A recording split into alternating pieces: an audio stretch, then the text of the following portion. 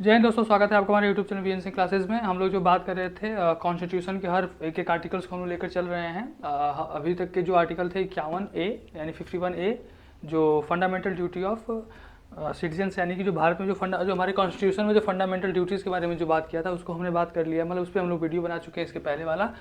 आज हम लोग बात करेंगे संविधान का पार्ट 5 यानी कि द यूनियन, संघ, और इसका चैप्टर 1 द एग्जीक्यूटिव, कार्यपालिका, और जिसमें सबसे पहले हम लोग पढ़ेंगे the president and the vice president. ठीक है, देखिए जो आपका चैप्टर 1 है द एग्जीक्यूटिव, इसमें आपका आर्टिकल 52 से लेकर आर्टिकल 58 तक इसमें बात किया गया है। ठीक है, इसमें मेनली जो बात करता है जो यूनियन एग्जीक्यूटिव यानी कि संघ की जो कार्यपालिका है, जो यूनियन एग्जीक्यूटिव जो कंसिस्ट है, यानी कि जो संघ जो कार्यपालिका जो है उसके बारे में बात किया गया है। ठीक है, अब देखिए इसमें हम लोग आर्टिकल आज 3 बात करेंगे, आर्टिकल 52, आर्टिकल 53, आर्टिकल 54। ठीक है, 3 आर्टिकल्स के बारे में हम लोग बात करेंगे।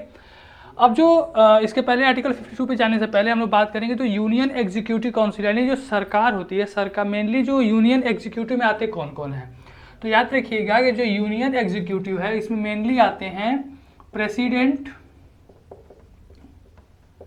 Vice president, prime minister, council of minister and attorney general.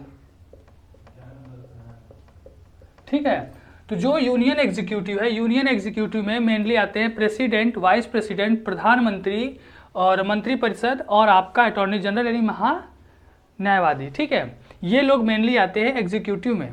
अब हम लोग बात करेंगे द प्रेसिडेंट का जो चैप्टर है उसमें से आर्टिकल 52।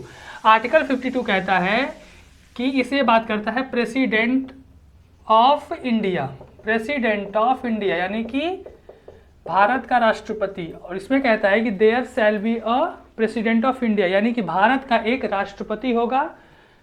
आर्टिकल 53 कहता है कि भारत का जो राष्ट्रपति होगा यानी कि जो प्रेसिडेंट होगा इंडिया का, और जो भी एग्जीक्यूटिव है यानी कि जो हमारा एग्जीक्यूटिव पावर है वो वेस्ट करेगी, वो निहित होगी वेस्टेड इन प्रेसिडेंट, यानी कि जो एग्जीक्यूटिव का जो हेड है, ठीक है, कार्यपालिका का जो मुख्य है, जो कार्यपालिका का जो हेड है वो है हमारा प्रेसिडेंट। ठीक है, यानी कि जो एग्जीक्यूटिव पावर है वो वेस्टेड है प्रेसिडेंट में। ठीक है, आर्टिकल 53 में एक और कहा गया है कि पहली बात तो ये कहा गया है कि जो कार्यपालिका शक्ति है वो राष्ट्रपति में निहित होगी।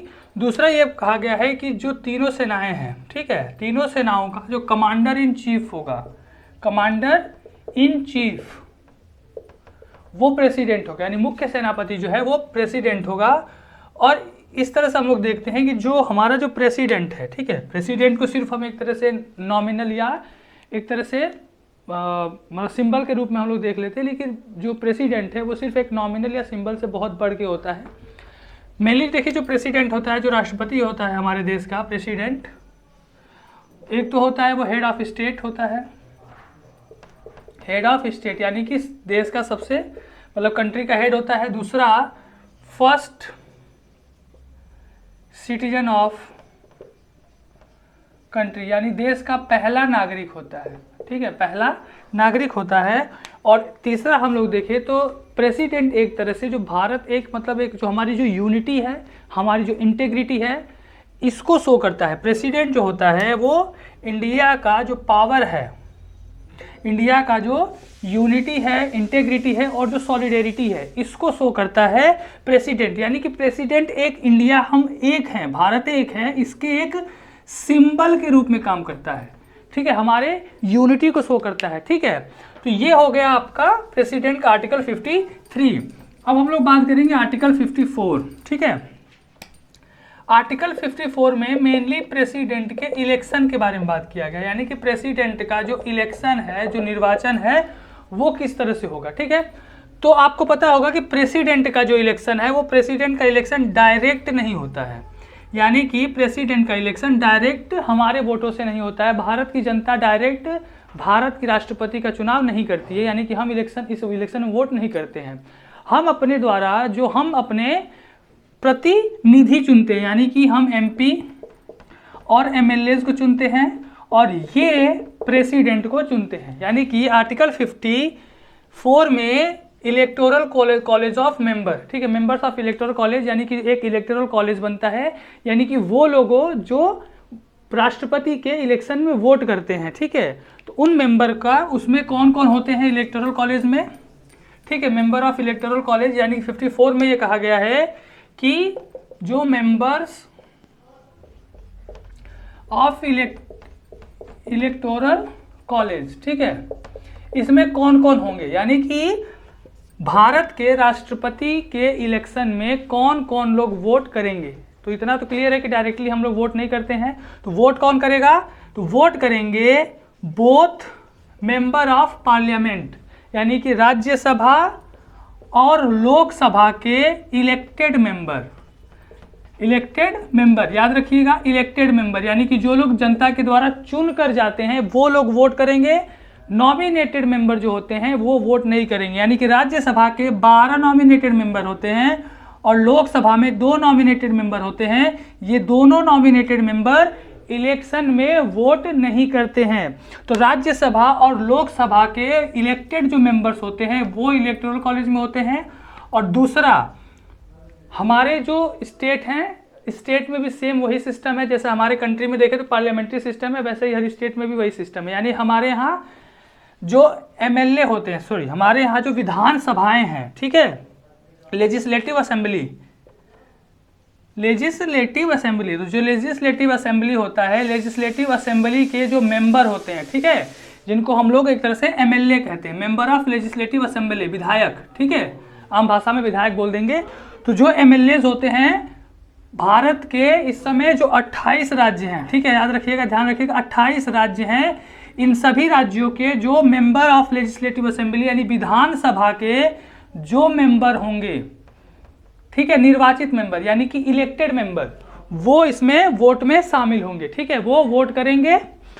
दूसरा, ये ध्यान देना है कि जैसे हमारा सेंटर में बाई कैमरल सिस्टम है, यानी कि राज्यसभा लोकसभा, वैसे ही भारत में जो राज्य हैं इनमें भी कुछ राज्यों में द्विसदनात्मक सिस्टम है, जैसे बाई कैमरल है, कुछ में यूनिकैमरल है, ठीक है।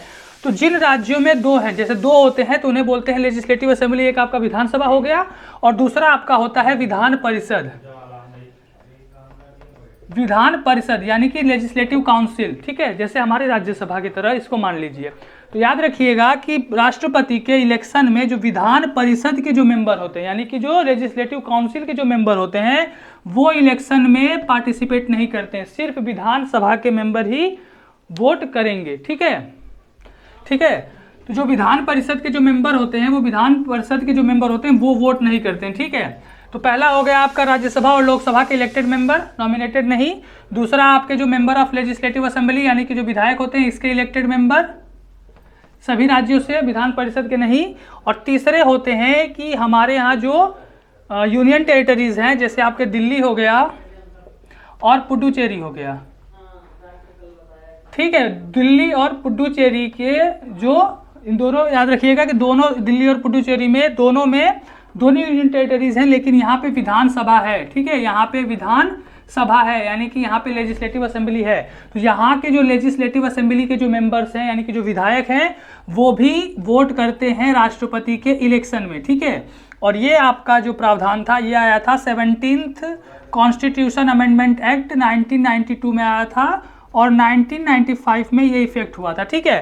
तो दिल्ली और पुडुचेरी के जो विधानसभा के जो मेंबर यानी कि जो एमएलए हैं, वो भी वोट करेंगे। अभी रिसेंटली आपको पता होगा कि जम्मू कश्मीर जो है उसका जो स्टेटहुड है वो छीन लिया गया है, अब उसे एक यूनियन टेरिटरी बना दिया गया, लेकिन यूनियन टेरिटरी विथ असेंबली, ठीक है।